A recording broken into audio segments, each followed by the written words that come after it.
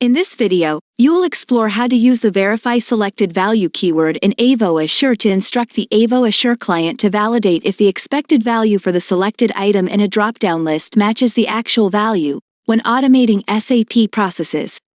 Begin by adding the first test step by selecting airlines_dropdown from the element name dropdown and verify selected value from the descriptive keyword dropdown.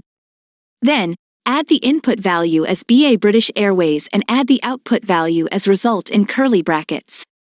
Add one more test step and select it generic as the element name and display variable value as the descriptive keyword. Once done, enter the input value as result in curly brackets.